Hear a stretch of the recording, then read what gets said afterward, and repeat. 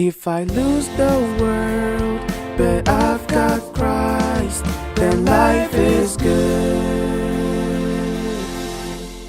Life is good. Yeroo hundumayyuu ilmi namaa faallaa maaliif deema?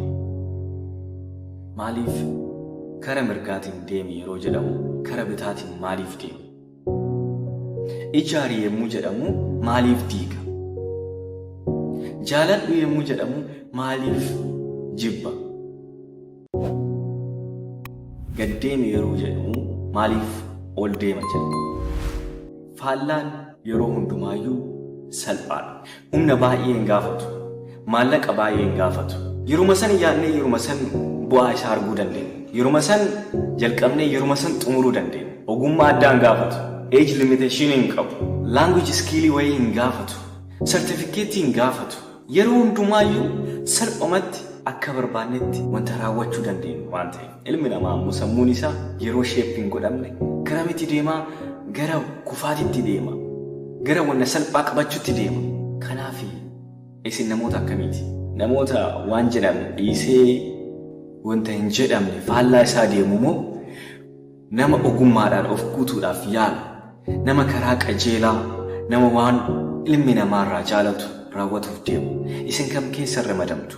Tootaalii nama addunyaa kanarra jiraatu keessa persentiin 90 ol faallaa malee qajeelina warroota hin deemne keessa ramadamu. Namoonni baratan, namoonni ogummaa garaagaraatiin sammuu isaanii guutan, namoonni cultivate of godhan, namoonni jijjiirama hawwan, namoota muraasa.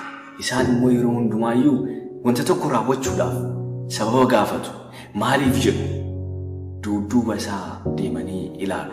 Biyya keenya keessatti wanti kufiinsi baay'atuuf, jibbiinsi wanti baay'atuuf, wal dhiibuun wanti baay'atuuf, wal ajjeesuun wanti baay'atuuf. Kanaaf waa isinii dhaama. Namoota jibbitan tokko hundumaayyuu liistii isaanii fudhadha.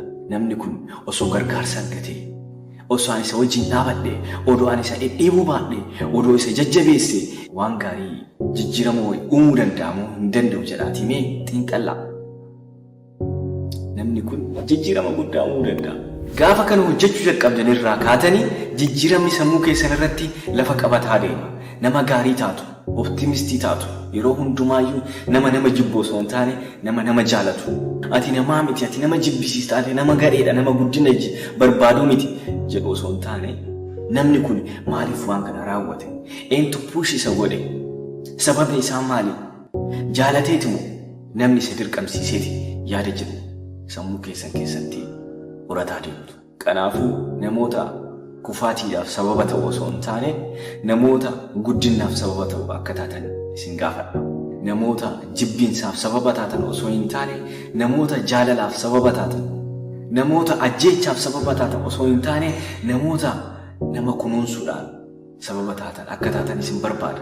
Guddinni karaa kana dhufu, jajjabinni karaa kana dhufu, jaalallis karaa kanaan dhufu, walhammachuun karaa kanaan dhufu, wal duraa duuba wal kabajuun karaa kanaan dhufu. Waan kana akka gootan isin gaafadha. Eebbifamaa. If I lose the world, but I've got Christ, then life is good. Life is good.